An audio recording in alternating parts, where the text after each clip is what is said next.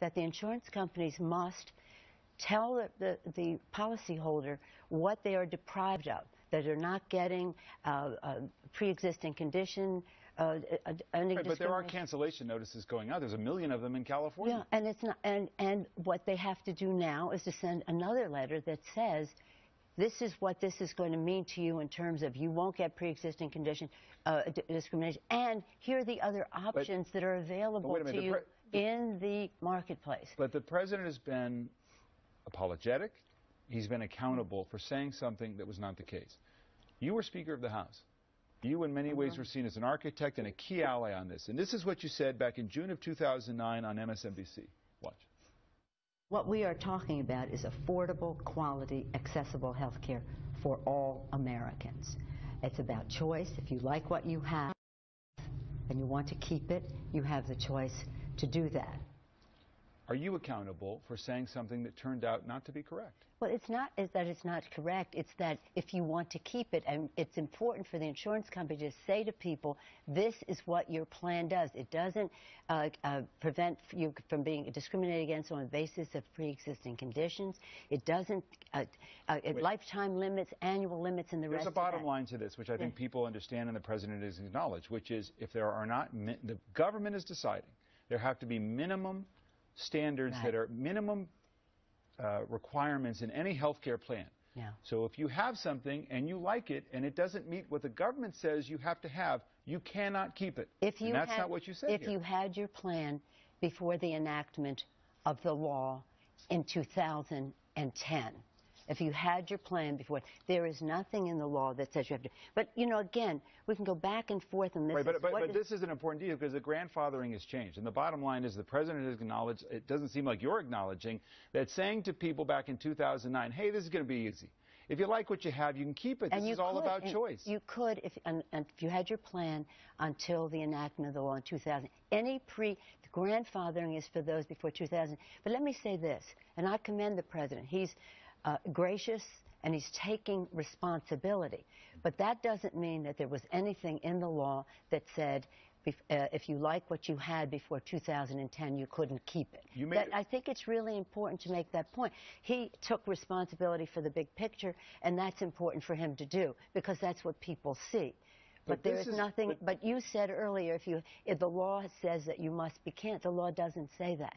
But again, neither here nor there. How do we go forward? But the bottom line is people are getting policies that are canceled, and that was not the representation that was made. And it was also foreseeable. There was part of the debate that this actually happened. Well, now, I would agree with you for the policy since 2010, but not for the 2000 before. But the president has also said that the insurance companies, and many of them have been very responsible, and some not so, the insurance company has to say to you, you're not getting the exemption pre-existing conditions, you will have lifetime limits, you will have annual limits, and, by the way, you have to tell people that they can go to the exchange, the marketplace, where they may qualify for a subsidy, or they may just get a better price. The big picture on this is that it doesn't seem to be working right now. And you argued at the time, you said, look, there's a lot of controversy around this. It's politically hot, and that people don't understand the good things. Right, and that people don't understand the good things that are in it. But then you said this in March of 2010. Watch. But we have to pass the bill so that you can find out what is in it, away from the fog of the controversy. And hasn't that idea that you have to pass it before you know what's in it, isn't that really the problem as you look back on it? That there was such a rush to get this done, no Republicans voting for it, and now there are unintended effects of this that were foreseen at the time that you couldn't know the impact of it, and now this is coming home to roost. No, what I was saying there is we have a House and a Senate, we get a bill, we go to conference, or we ping-pong it, and then you see what the final product is. However, I stand by what I said there. When people see what is in the bill, they will like it, and they will. And so while there's a lot of hoop-de-doo and ado about what's happening now, very appropriate. I'm not criticizing. I'm saying it took a great deal for us to pass this bill. I said if we go up to the gate and the gate is locked, we'll unlock the gate. If we can't do that, we'll climb the fence. If the fence is too high, we'll pole vault in. If we can't do that, we'll helicopter in, but we'll get it done. We had passed the test of the courts, and we did. The first Out in the first part of the first year of the implementation went very smoothly. The website did not work. That has caused problems, complicating people transitioning from those policies to the other. But again, this is never thought to be easy. And the fact is what it doesn't matter what we're saying here. What matters what happens at the kitchen table of the American people and how they will have more affordability, more accessibility, better quality care, prevention, wellness, a healthier nation, of honoring the vows of our founders of life, a healthier life, liberty to pursue their happiness, not be chained by a policy. I understand what the arguments are. The administration is saying this will be considered a success. Right. If 80% of the people are able to get on the exchanges and get signed up. Is that an acceptable No, threshold? that's just by the end of this month. That's just by... That's acceptable? No, well, it's not acceptable ongoing, but they're saying with the fixes to the website, they're anticipating that 80% by December 1 as we go forward. No, it has to be improved upon then. But again, the measure will be how many more people can sign up, how fewer mistakes and glitches, and again, the shortening of the time for people to get on. But the thing is this is a big deal. This is a very important pillar of economic and health security for the American people. Well, all the more important to... Good evening. Good evening. I know you're there. I can hear the... Donald Trump is not going to be president of the United States. We will, of course, retain the White House with the election of Hillary Clinton. I believe we will gain the United States Senate. It will be close. I am a progressive Democrat in the Congress, and I'm never good enough for the far left. Why is it so hard to get a company to execute that competently? I don't know. And as one who works very hard. How do you not know? Well, it's not my responsibility. It's about choice. If you like what you have and you want to keep it, you have the choice to do that. Are you accountable for saying something that turned out not to be correct? Well, it's not that it's not correct. We have to pass the bill so that you can find out what is in it away from the fog of the controversy. Well, there's a lot of hoop-de-doo and ado about what's happening now. Very appropriate. I get your point, but your point isn't well taken, if I may be so bold as to suggest. Aren't you getting a little old, Mitch? Shouldn't you step aside? Have you ever asked him that question? Benghazi, Benghazi, Benghazi.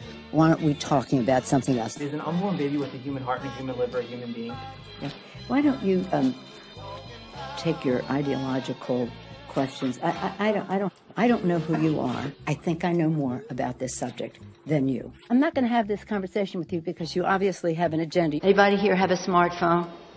In this smartphone, almost everything came from federal investments. But I think almost everybody I know cannot live without having her paycheck on time. Members of Congress, even. I said Tina. Let's for a moment honor it as a legitimate question.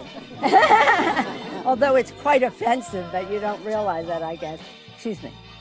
We don't have the gavel. Certainly not Nancy Pelosi, who says the name Gruber does not ring a bell. I don't know who he is. He didn't help write our bill. And so it brings down rates. I don't know if you have seen Jonathan Gruber of MIT's analysis. Next. Leader Pelosi, a way of life for themselves, and who are talking about small hands and their manhood. I mean, really, we need to make sure that the Republicans at their next debate put a parental advisory warning on the screen before it starts, because they certainly aren't talking about the issues that are important to the American people. And they're being pretty vulgar in the process. You know what the response to that on the other side is, which is, yes, it's gotten a little vulgar on the GOP side, but no one's facing the threat of indictment. There's no one facing the threat of indictment on our side either, Megan. There's an open DOJ and FBI investigation into Mrs. Clinton right now. Right. Let's not be melodramatic. How is that melodramatic? Those are the facts. Well, predicting that there's someone who is facing indictment is definitely There was no prediction. There was a statement that there's no one on the GOP side who's under threat of indictment. That's what the Republicans say on this. No. Instead, you have the Republican Party, who is being led right now by their front runner, who has a multi-bankrupted, absolutely outrageous, ridiculous position. This is a guy who has been alienating and has become a whirling dervish of extremism that the entire Republican Party that has been involved in the Republican Party for many years is absolutely flipping out over the possibility of him being the nominee, because they know that he will finish off the Republican Party. And those are the facts. Even if that is true, all right? Even if all of that is true, that there's vulgarity and so on in what you said, no one is investigating Donald Trump for a crime. No one's even suggesting he may be guilty of a felony. And that is the issue that, you tell me, we appear to be seeing in some of these exit polls when the Democrats, this isn't even opening it up to the general election, the Democrats are asked whether they think that the Democratic frontrunner is an honest person. At the end of the day, when the American people have an opportunity to decide who they want to be president of the United States, who they trust to make sure that we can continue to build on the economic progress that we've made, on the accomplishments we've made in adding 20 million people who didn't have health care before that now have it, on making sure that we can have access to education, keep a roof over people's heads, and make sure we have a strong and secure retirement, voters across America will choose one of our two candidates when one of them is the nominee over any one of the Republicans, because they know the Republicans would unravel all the progress we've made. That is what this election is going to be decided upon. And at the end of the day, there's a reason that the Democratic nominees won 5 out of the last 6 presidential